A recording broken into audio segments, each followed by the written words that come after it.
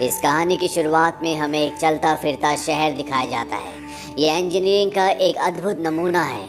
हमें बताया जाता है कि आज से कई साल पहले इंसानों ने क्वांटम हथियार बनाए थे जो कि बहुत ही खतरनाक थे, और जब इंसान आपस में लड़े, उन हथियारों का इस्तेमाल किया गया तो संपूर्ण मानव जाति लगभग पूरी तरह से खत्म हो गई। जो लोग बचे अब वो चलते फिरते शहरों में रहते हैं। ये एक तरह की विशाल गाड़ी है जिसके अंदर इंसान की ज़रूरत की हर एक चीज़ है, पर धरती पर रिसोर्सेज कम होने की वजह से ये बड़े बड़े चलते फिरते शहर एक दूसरे पर हमला करते हैं। यहीं पर हमें एक बहुत बड़ा शहर दिखाया जाता है जो लगातार बड़ी तेज़ी से आगे बढ़ रहा होता है, और इस शहर का नाम होता है द सिटी ऑफ लंदन। ये बहुत ही ताकतवर है। इसका जो कमांडर है उसका नाम वैलेंटाइन है।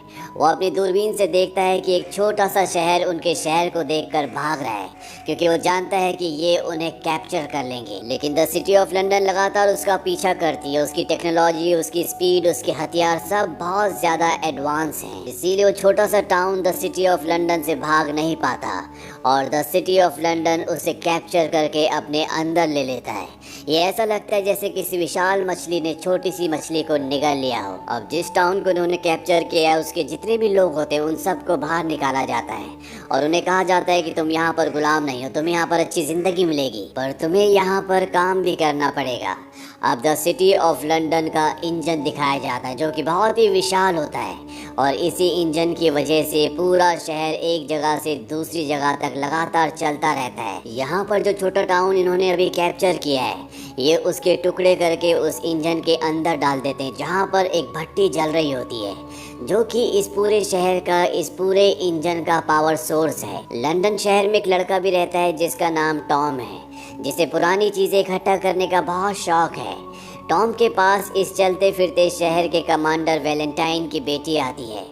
टॉम उसे दिखाता है कि उसके पास बहुत सारी पुरानी चीज़ें हैं। साथ ही साथ उसने पुरानी बची हुई ऐसी चीज़ें भी बचा रखी होती है जिससे हथियार बनाए जा सकते हैं, और वो उसने इकट्ठा इसलिए की होती है ताकि कोई भी इसका इस्तेमाल ना कर पाए, और सही जगह आने पर वो इन सब चीज़ों को फेंक दे।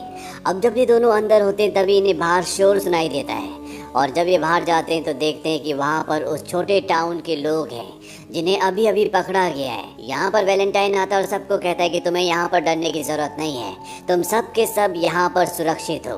अब इसी भीड़ में एक लड़की को दिखाया जाता है जिसने अपने चेहरे पर नकाब पहना हुआ है, और ये लड़की उसी टाउन की लड़की है जिस टाउन को अभी लंदन शहर ने कैप्चर किया है। वो धीरे धीरे वैलेंटाइन की तरफ बढ़ती है, पर टॉम उसे देख लेता है। वो समझ जाता है कि इसके इरादे नेक नहीं हैं। इससे पहले कि टॉम उस लड़की तक पहुंचता, वो चाकू निकालती है और वैलेंटाइन के पेट में मार देती है। वो वैलेंटाइन को कहती है कि तुमने मेरी मॉम को मारा था, मेरा नाम हेस्टर शॉ है। उसका नाम सुनकर वैलेंटाइन चौंक जाता है। अब इससे पहले कि हेस्टर एक बार फिर से उस पर चाकू से वार करती, टॉम उसे रोक लेता है। हेस्टर वहाँ से भाग जाती है, और टॉम और वैलेंटाइन भी उसका पीछा करना शुरू कर देते हैं।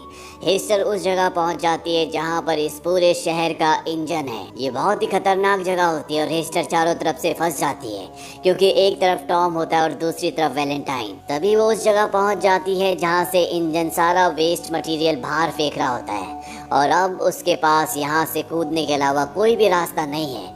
वो वहाँ से कूद कर निकलने वाली होती है कि टॉम उसका हाथ पकड़ लेता है। हेस्टर टॉम से अपना हाथ छोड़ने के लिए कहती है।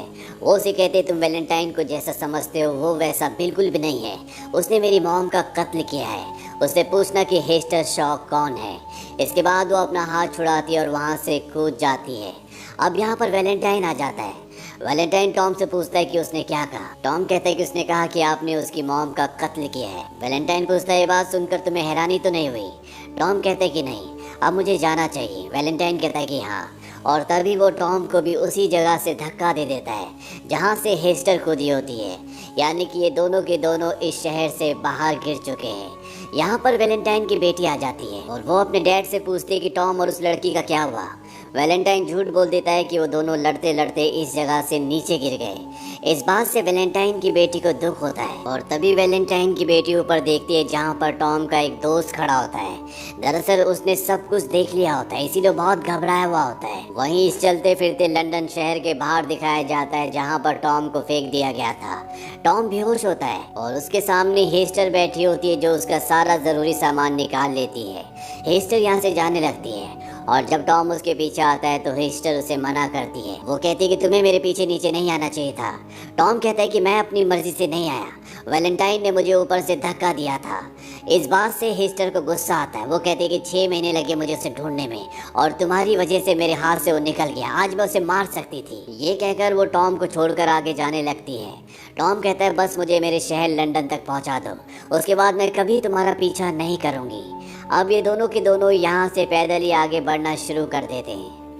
वहीं दूसरी तरफ चलती फिरती लंदन सिटी के अंदर ये दिखाया जाता है कि वहाँ पर वैलेंटाइन की अपनी एक लैब है जिसके बारे में उसके सीनियर्स को किसी को कुछ नहीं पता, और यहाँ पर वो एक लेडी के साथ मिलकर किसी सीक्रेट प्रोजेक्ट पर काम कर रहा है। वो लेडी बोलती है कि मैंने सुना है कि आज सुबह आपके ऊपर हमला हुआ है, आपने कभी बताया नहीं कि पेंडोरा शॉ की बेटी भी है। हेस्टर शॉ दरअसल पेंडोरा शॉ की बेटी है। वैलेंटाइन कहता है कि जब तक वो मुझे मार नहीं देगी वो चैन से नहीं बैठेगी। यहाँ पर जो लेडी होती है वो कहती है कि समंदर के बीचों बीच जो जेल है वहाँ से सुबह सुबह मुझे खबर मिली है, उन्होंने एक खौफनाक दरिंदे को पकड़ा है जो किसी को मारना चाहता है। वो दिन रात सिर्फ एक ही नाम लेता है और वो नाम होता है हेस्टर शॉ का।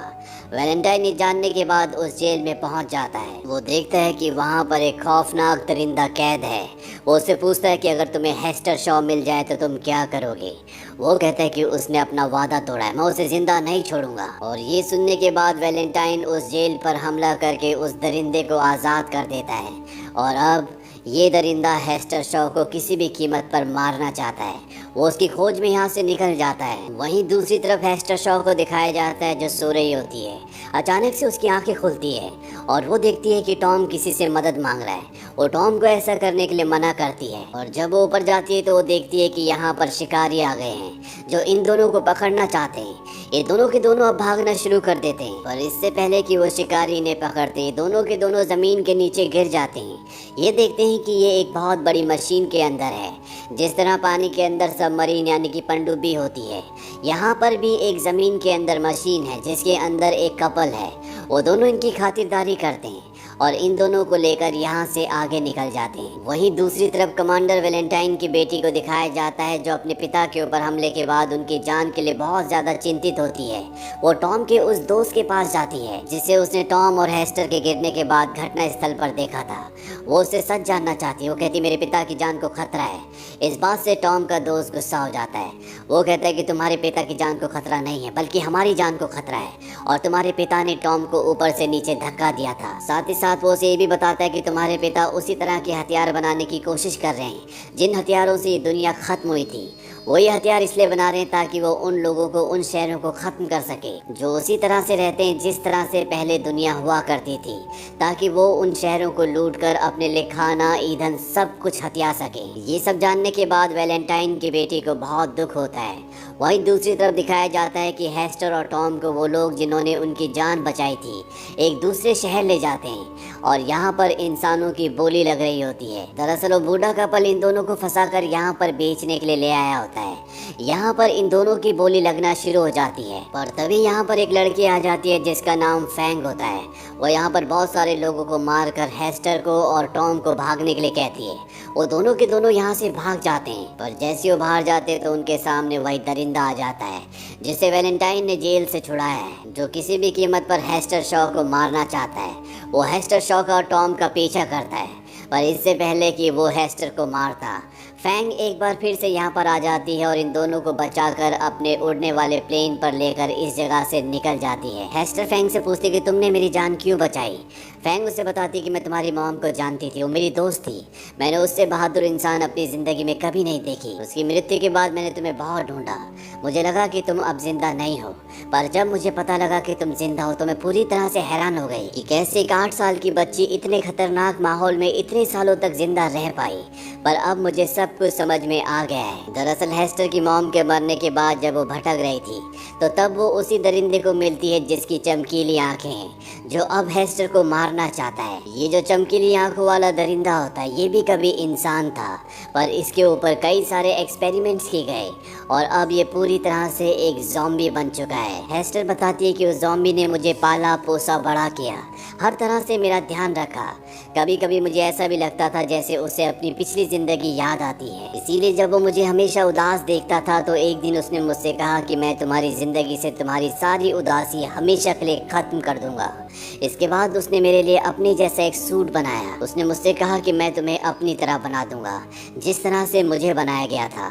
हेस्टर शॉ कहती कि इसके लिए मुझे मरना पड़ेगा। वो ज़ॉम्बी कहता है बस कुछ वक्त के लिए, इसके बाद तुम्हारा दुख दर्द यादें सब के सब पूरी तरह से खत्म हो जाएगी। यानी कि वो खुद भी उसी ज़ॉम्बी की तरह बन जाएगी जिसके अंदर कोई भी एहसास नहीं होगा, बस बहुत ही धुंधली यादें रहेंगी। पर इससे पहले कि वो ज़ॉम्बी हेस्टर को अपनी तरह बनाता, हेस्टर वहाँ से भाग जाती है क्योंकि उसे अपनी मॉम की मौत का बदला लेना था। और इसी बात से वो ज़ॉम्बी गुस्से में होता है कि हेस्टर ने उसे धोखा दिया, वो उसे छोड़कर चली गई और अब इसीलिए वो ज़ॉम्बी हेस्टर को मारना चाहता है। वहीं दूसरी तरफ चलते फिरते लंदन शहर में वैलेंटाइन को दिखाया जाता है। उसके पास उसका सीनियर आता है। वो पूछता है कि यहाँ पर क्या चल रहा है। दरअसल उनकी सिटी सही दिशा की तरफ नहीं जा रही होती। वैलेंटाइन उसे अपने इरादों के बारे में बताता है। दरअसल यहाँ पर वैलेंटाइन ने मेड्यूसा को बना लिया है। मेड्यूसा वो हथियार है जिससे 60 मिनटों में इस पूरी दुनिया का अंत हो गया था और चंद ही लोग इस दुनिया में बचे थे। वैलेंटाइन का सीनियर उससे बोलता है कि तुम अपने इतिहास से कुछ भी नहीं सीखे, इससे दुनिया का सिर्फ खात्मा होगा। वैलेंटाइन कहता है कि जिसके पास मेड्यूसा होगा वही इस पूरी दुनिया पर राज करेगा, यानी कि वो इस पूरी दुनिया को अपने कंट्रोल में लेना चाहता है।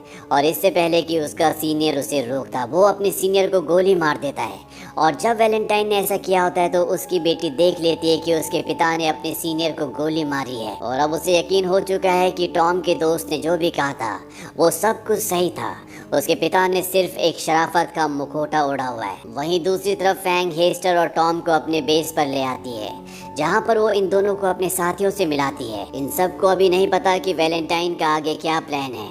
फैंग हेस्टर से पूछते कि तुम्हारी मॉम को जिस दिन वैलेंटाइन ने मारा था उस दिन क्या हुआ था। हेस्टर बताती है कि वैलेंटाइन ने उस दिन मेरी मॉम से कोई पुराना तकनीकी बॉक्स छीना था, इससे ज्यादा मुझे कुछ भी नहीं पता। तभी यहाँ पर एक आदमी बोलता है कि 6 महीने पहले वैलेंटाइन ने फ्यूजन इन्वर्टर सेल खरीदा था। और ये सुनने के बाद टॉम को सब कुछ समझ में आ जाता है। वो पेपर पर एक स्केच ड्रॉ करता है और उसे वो हेस्टर को दिखाता है। वो उससे पूछता है कि जब तुम्हारी मॉम से वैलेंटाइन ने बॉक्स छीना था क्या उस बॉक्स के ऊपर ऐसा निशान था। हेस्टर कहते हैं कि हाँ। टॉम कहता है कि तुम्हारी मॉम को एक कंप्यूटर कोर मिला था जिससे क्वांटम एनर्जी वेपन बनाए जा सकते हैं। और यहाँ पर सब समझ जाते हैं कि अब वैलेंटाइन ने मेड्यूसा का निर्माण कर लिया है जिससे पूरी दुनिया को दोबारा से तबाही की राह पर ले जा सकता है। टॉम से पूछा जाता है कि मेड्यूसा को कैसे बंद किया जा सकता है। वो कहता है कि इसका सिर्फ एक ही तरीका है और वो है क्रैश ड्राइव। क्रैश ड्राइव एक तरह की चाबी है जो मेड्यूसा को पूरी तरह से बंद कर देगी, तबाह कर देगी। वैलेंटाइन भी किसी भी कीमत पर उस चाबी को हासिल करना चाहेगा, लेकिन किसी को नहीं पता कि वो चाबी, वो क्रैश ड्राइव कहाँ पर है। अब यहाँ पर वही ज़ॉम्बी आकर हमला कर देता है जो किसी भी तरह से हेस्टर को मारना चाहता है, पर टॉम उसके आगे आ जाता है। वो टॉम को उठाकर जमीन पर पटक देता है और जब वो टॉम को मारने वाला होता है तभी उसे हेस्टर रुकने के लिए कहती है। हेस्टर की आंखों में आंसू होते हैं। ये देखकर वो ज़ॉम्बी रुक जाता है। वो कहता है क्या तुम्हें इसने दर्द दिया। वो कहती नहीं, मुझे इसने दर्द नहीं दिया, तुम्हें इसे छोड़ना होगा। और उसके कहने पर वो ज़ॉम्बी उसे छोड़ देता है क्योंकि कहीं ना कहीं वो हेस्टर को अपनी बेटी मानता है। उसने हेस्टर को बड़ा किया है। वो पूछता है क्या तुम इससे प्यार करती हो, पर हेस्टर इसका कोई जवाब नहीं देती। और अब उसके अंदर अपने आप ही शॉर्ट सर्किट होना शुरू हो जाते हैं। वो हेस्टर को एक लॉकेट देता है। वो कहता है कि जब तुम मुझे मिली थी ये तुम्हारे गले में था, ये तुम्हारी एक अमानत है। साथ ही साथ वो उसे ये भी कहता है कि मैं तुम्हें तुम्हारे वादे से मुक्त करता हूँ। दरअसल हेस्टर ने उससे वादा किया था कि वो उसी की तरह बन जाएगी, पर अब वो वैसी नहीं बनना चाहती। यहाँ पर वो ज़ॉम्बी कमज़ोर होना शुरू हो जाता है और उसकी कुछ पुरानी यादें ताज़ा हो जाती हैं, जिसमें वो हेस्टर को और अपने परिवार को देखता है। और वो एयरबेस जहाँ पर सब के सब होते हैं वो ऊपर से नीचे गिर जाता है और इस तरह से इस ज़ॉम्बी का, जो कि इंसानों से भी बेहतर होता है, उसका अंत हो जाता है। पर यहाँ से टॉम, हेस्टर, फैंग सब के सब निकल जाते हैं और पहुँच जाते हैं शैंगू। ये धरती पर एक ऐसा शहर होता है जहाँ पर इंसानी सभ्यता आज भी उसी तरह से बसती है जैसे दुनिया के विनाश से पहले बसा करती थी। यहाँ के लोग शांति प्रिय होते हैं, पर जब उन्हें पता चलता है कि वैलेंटाइन ने मेड्यूसा का निर्माण कर लिया है और वो इनके ऊपर हमला करने आ रहा है, तो ये फैसला करते हैं कि चलते फिरते लंदन शहर को पूरी तरह से तबाह कर देंगे। हालांकि टॉम ऐसा नहीं चाहता क्योंकि वो जानता है कि लंदन शहर के अंदर बहुत सारे मासूम परिवार हैं, पर यहाँ के लोगों के पास भी अब कोई रास्ता नहीं होता। वहीं हेस्टर उस लॉकेट को देख रही होती है जो उसे ज़ॉम्बी ने दिया था, जो कि उसकी निशानी उसके पास थी, और जब उसे खोलती है तो वो देखती है कि उसके अंदर एक ड्राइव होता है जिस पर वही निशान होता है जिसका स्केच टॉम ने बनाया होता है। वो टॉम के पास उस ड्राइव को ले जाती है। टॉम समझ जाता है ये क्रैश ड्राइव है जिससे मेड्यूसा को पूरी तरह से खत्म किया जा सकता है। दरअसल हेस्टर की मॉम ने इसे लॉकेट के अंदर डालकर उसके गले में डाल दिया था। वहीं अब वैलेंटाइन मेड्यूसा से इस शहर की दीवार पर, जिसे आज तक भेदा नहीं किया, हमला कर देता है और मेड्यूसा के हमले से दीवार पूरी तरह से ध्वस्त हो जाती है। और अब यहाँ से फैंग और उसके साथी लंदन शहर की तरफ बढ़ चलते हैं। मेड्यूसा को लगातार नहीं चलाया जा सकता क्योंकि उसे चार्ज होने में कुछ वक्त लगता है। इसी बात का फायदा उठाकर फैंग, हेस्टर और कुछ और लोग लंदन शहर तक पहुँच जाते हैं। फैंग और वैलेंटाइन के बीच में लड़ाई शुरू हो जाती है और मौके का फायदा उठाकर यहाँ से हेस्टर उस जगह पहुँच जाती है जहाँ पर मेड्यूसा है। वहाँ पर ड्राइव फिट करने का एक पोर्टल होता है जहाँ पर MED लिखा होता है, और जो हेस्टर के पास ड्राइव है उस पर लिखा होता है USA, यानी कि MEDUSA, मेड्यूसा। और जब वो उसे वहाँ फिट करती है तो मेड्यूसा पूरी तरह से ऑफ हो जाता है। वहीं वैलेंटाइन फैंग को मार देता है। इसके बाद वो अपनी बेटी के पास जाता है और उसे अपने साथ चलने के लिए कहता है, लेकिन उसकी बेटी मना कर देती है। वो कहती है कि तुम खूनी हो। यहाँ से वैलेंटाइन सीधा अपने फ्लाइंग ऑब्जेक्ट पर जाता है, पर उनका फ्लाइंग ऑब्जेक्ट उड़ नहीं पाता क्योंकि वो रस्सी से बंधा हुआ होता है। और जब वैलेंटाइन ऊपर देखने के लिए आता है तो वहाँ पर हेस्टर होती है। यहाँ पर वैलेंटाइन हेस्टर को बताता है कि तुम मेरी बेटी हो।